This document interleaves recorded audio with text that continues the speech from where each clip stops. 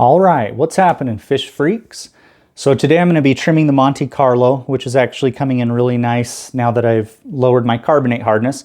I got these little pressure release pin set type scissors, which should be able to get in here. And then I'm going to just talk a little bit about snails, nothing too crazy, just something I've noticed and the benefits of snails. And then I'm going to talk about the truth behind heavy root feeders and basically what I've noticed with the micro Amazon sword here in the aquarium. And then I'm going to be adding some Seachem root tabs to the substrate. So let's get right to work. So before we begin, we have to do the ritualistic singing bowl.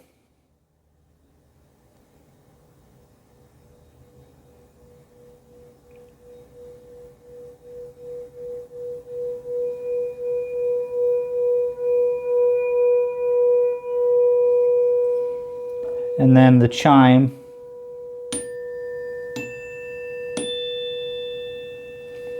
And then I'm going to go ahead and turn the filter off. I keep thinking I have to be close to the phone to get a good sound, but I did get this little lavalier mic. It's nothing like super special, but it's better than the phone mic. Okay. And then of course, I'm going to go ahead and remove my ring. These pin sets seem decent, like they can actually get into this little area, but then they need to kind of be dressed with some kind of oil or something because they tend to stick. They don't really release that well, so I don't really know if I like them all that much, but kind of have to use your finger in between each cut to reopen the scissor. Maybe it just takes time. Nope, dude, buddy, nope, you don't want to get cut. As you can tell, I'm kind of having a hard time cutting this back, mainly just because of these scissors, so got to put some kind of oil on them or something. I'm not really sure. Learning curve with scissors? Like, what the heck? I'm having a hard time cutting with scissors. I don't get it. It's kind of annoying, but I've decided to stop using Excel, and I remember in my last low tech I didn't use it. I was just getting some algae issues, and I think a lot of it had to do with the fact that I was using really hard tap water. So again, my tap water is like 300 parts per million kH. It's like 8.6 pH. It's just really bad. So I was using the Excel to try and curb back some of the algae, but I did notice that the Excel was melting the Monte Carlo. And it's just really not worth it. It's not really necessary. The plant growth has really picked up steam now that I've started using the RO water. And then of course it's controversial in the hobby, and so it's just, you know, you don't really need to use Excel.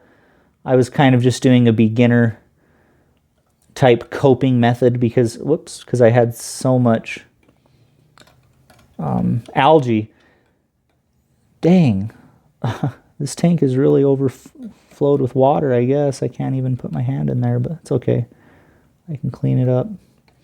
So, as far as the snails go, it's just great to have any kind of snail. I'm having a hard time. You can see my hands shaking. I'm having a hard time using these things. They're kind of annoying, but it's good to have any type of snail in your aquarium, obviously. Sometimes people think if we're aquascaping, we don't have snails. Sometimes people have told me, hey, you don't have any snails in there. You don't have a real ecosystem. And I'm like, yeah, I do. I have hundreds of snails.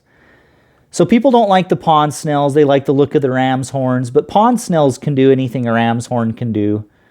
So my point is, the little pond snails have been all over the bottom leaves of the Ludwigia, and they do a really good job of getting rid of all the dust algae and any kind of algae off all the leaves. And of course, they leave tons and tons of snail poop behind.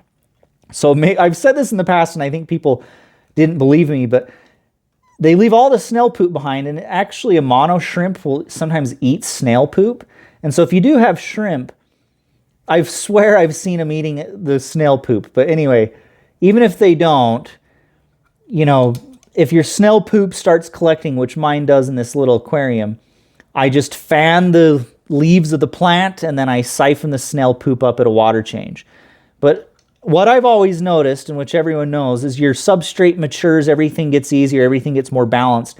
But a part of the ecosystem is definitely snails. And I've always noticed that I tend to have a lot less algae when I have snails. And there's going to be some people out there, well, yeah, of course, you know, we already know that. But it's just something that a lot of us forget. It's easily forgettable. Like, hey,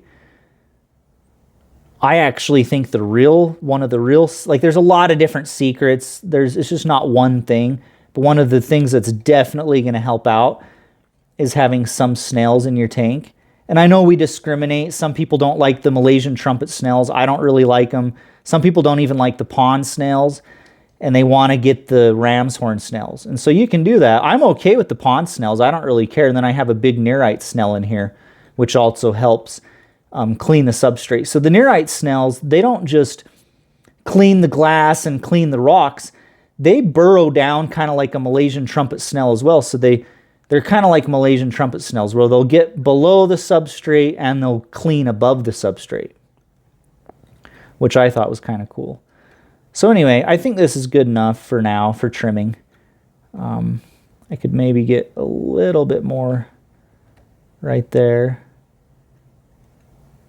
Okay, and then I'm going to move up here. I'm going to get this, just because this will start growing out of the crack, and then I'm going to cut this one down quite a bit. And all of this started happening as far as getting really good growth just from lowering my carbonate hardness. I was saying that was one of the secrets years ago that I figured out. And I think even Tom Barr got on board with it. He won't admit it, but after I started touting low KH and, you know, hearing some rumors of people talking about me in the Netherlands and stuff, and, you know, I heard some things, and after I started talking a lot about the secret of the growth as a low KH, all of a sudden on the plantedaquarium forums, I kept seeing Tom Barr saying the same thing. Well, actually, one of the real big proponents or secrets of getting really good growth is having that low KH. And it's true for most plants. So it just makes it 10 times easier. Even if it's a hard water plant may suffer a little bit if you don't have enough carbonates for them to use. And they also have the capability of utilizing nitrates at a more efficient rate than soft water plants. But it seems like even with hard water plants, if you're dosing enough nutrients and stuff, they do really well in soft water as well. So anyway, I think that's pretty good. I'm making a huge mess, and these scissors are barely small enough for this tank. This tank is so much smaller than it seems. Okay, so that's enough with the trimming, and that's enough about the snails. You get the idea. Just put some snails in there. So what I'm going to do, and then I have these nice pressure release tweezers. I haven't even used these yet, but I thought they'd be good for the root tabs. I've got 2 root tabs here. I'm going to put one root tab under this micro sword, and this, I want to say it's a Crypt Wenti. It's actually a Crypt Wenti, and I think it might even supposed to be a bronze, but it's not looking very bronze. I'm going to put one under this Amazon sword and Crypt Wenti, then I'm going to put another tab under this Amazon sword, and there's some Crypt Wenti behind there as well. And so then that will just hold it nice and steady. So the truth about the root feeders is this. Let me explain this really fast. I've reduced my carbonate hardness, right? Oh, this isn't really working, I guess. It's not enough pressure. I'm going to have to hold it near the edge. So I've reduced my carbonate hardness, right? I'm dosing Flourish Comprehensive Liquid Fertilizer, which is like one of the original all-in-one type I'm probably yelling. I keep thinking I have to kind of talk into the phone, but I've got this lavalier mic. But anyway, I've reduced my carbonate hardness. I'm dosing the Flourish Comprehensive, like the original all-in-one comprehensive fertilizer. And the Amazon swords are growing, but they're still coming up transparent. So there's a bunch of sister plants running along the back edge of this tank. And so all these sister plants are coming up, but the leaves are coming up transparent. And so my point is, I'm pretty convinced, because of my parameters, and you can see how well the Rotala bosai is doing, that there's definitely truth behind the idea of heavy root feeders. And I know that some people used to say, no, there's really not. It's just some misconception.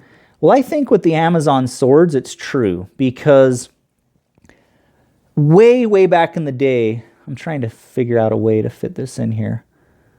Guess I'll just do it right there.